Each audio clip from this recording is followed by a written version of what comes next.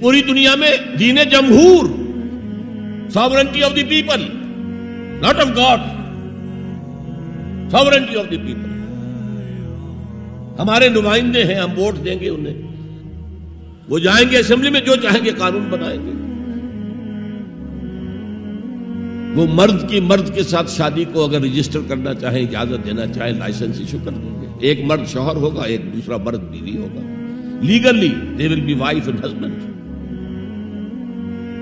لیسبینز ہیں، عورتیں ہیں، آپس میں شادی کرنا چاہتی ہیں تو عورتیں ٹھیک ہے، لو بھائی کر دو، جاؤ. ہومو سیکسولیٹی جائز ہے بالکل، بلکہ اب تو سے کہا جا رہا ہے کہ یہ نارمل انکلینیشن مانی جانی چاہیے. ہومو سیکسولیٹی، ہم جنس پرستی، اسے کوئی برا نام دینا ہی نہیں چاہیے. It's a normal attitude. یہ ہے اس سوشل انجینئرنگ پروگرام کا معاملہ کہ جو ابھی چند سال پہلے جو یونائٹڈ نیشنز آرگنائزیشن کی جنرل اسمبلی نے جو سوشل انجینئرنگ پروگرام بنایا ہے نوع انسانی کے لیے، اس میں تو کیا مقصد تھا حضور کا کہ آپ کو دی گئی کتاب نمبر 1 الہدیٰ اور نمبر 2 دین حق، تاکہ دین کو غالب کرے. ایک پیارا سا خیال آیا ذہن میں، دیکھیے یہ آپ کا عام محاورہ ہے، ایک میان میں 2 تلواریں نہیں سما سکتی، ایک جگہ 2 دین نہیں ہو سکتے. مذہب 100 بھی ہو سکتے ہیں ایک جگہ پر، اس لیے کہ مذہب کو عام دنیا کیا مانتی ہے کہ مذہب کا تعلق صرف 3 چیزوں سے. کچھ عقائد ہوں گے، ایک خدا کو ماننے والے، 100 خداؤں کو ماننے والے، کسی کو نہ ماننے والے.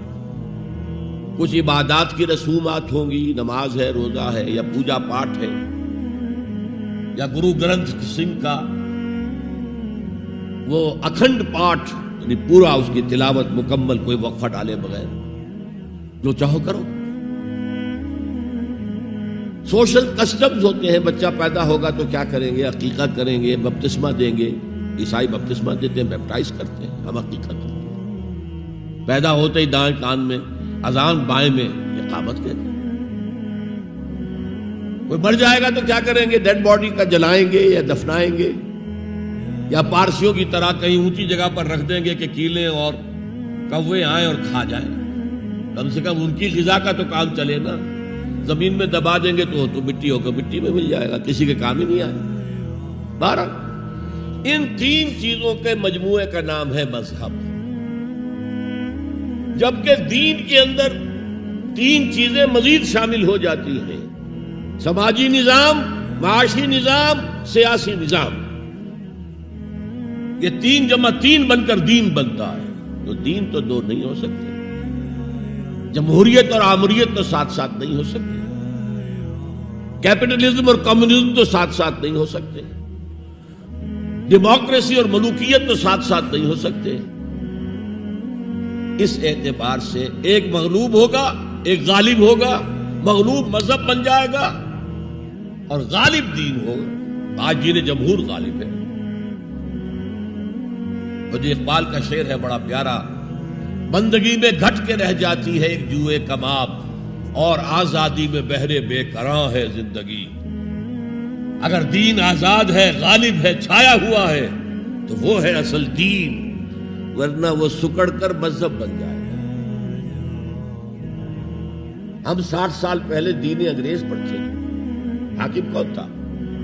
کوئی بادشاہ کو ملکہ بیٹھا ہوا یا بیٹھی ہوئی ہے انگلستان میں. وائس رائے یہاں ایک ہوتا تھا اس کا، لیکن وہ حاکم نہیں تھا، ساورن نہیں تھا. ساورنٹی ان کی تھی،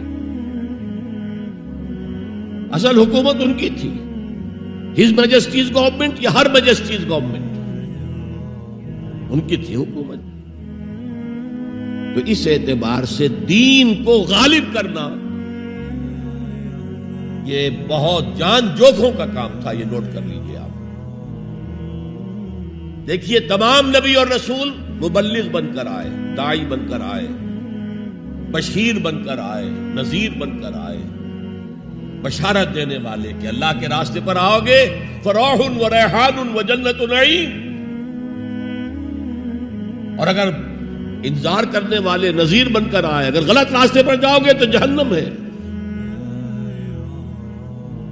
حضور بھی یا ایھا النبی انا ارسلناک شاہدا ومبشرا ونذیرا وداعیا الی اللہ باذنہ وسراجا منیرا. یہ جو 5 حیثیتیں ہیں یہ مشترک ہیں حضور میں اور تمام انبیاء میں.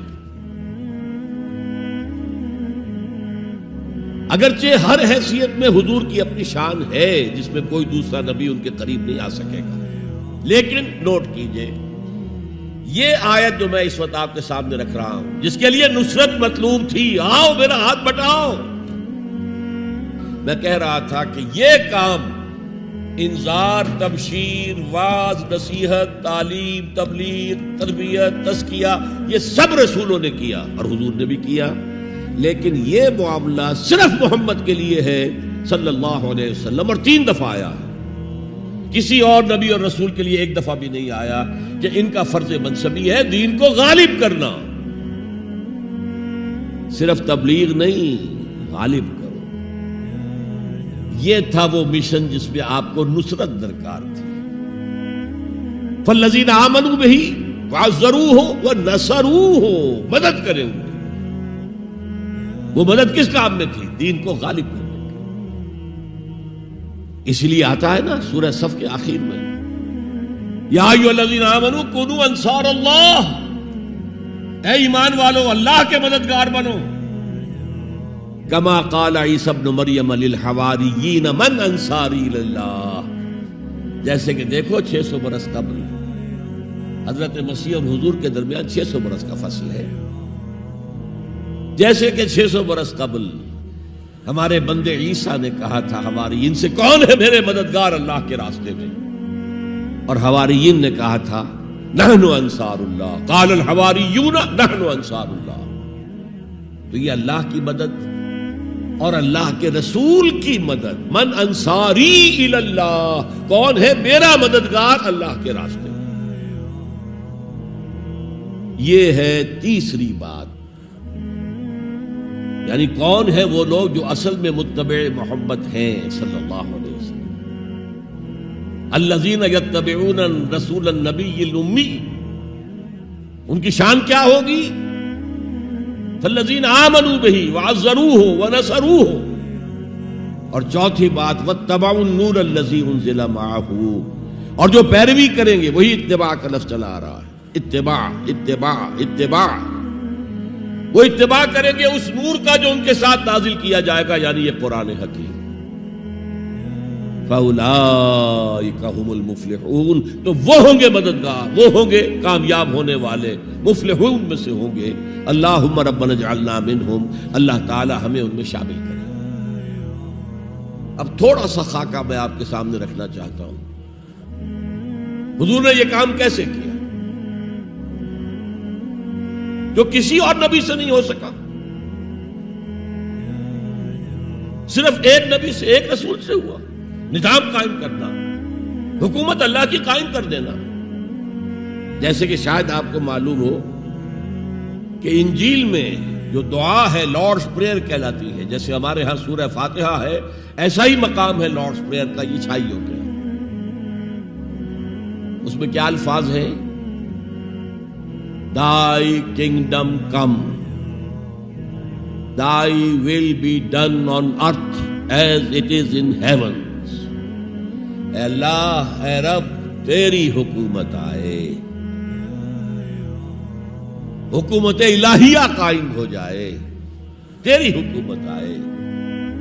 اسی کو حضرت مسیح کہتے رہے، کنگڈم آف ہیون آن ارتھ، آسمانی بادشاہت زمین پر قائم ہو. Thy kingdom come, Thy will be done on earth as it is in heavens. تیری مرضی جیسے آسمانوں میں پوری ہو رہی ہے، سارے سیارے، سارے ستارے، ساری گیلیکسیز، پوری کائنات جس طرح تیرے حکم کے پابند ہے، اے رب ایسے ہی تیری مرضی زمین پر بھی پوری. یہ کام جو ہے بڑا جان جوکھوں کا کام ہے.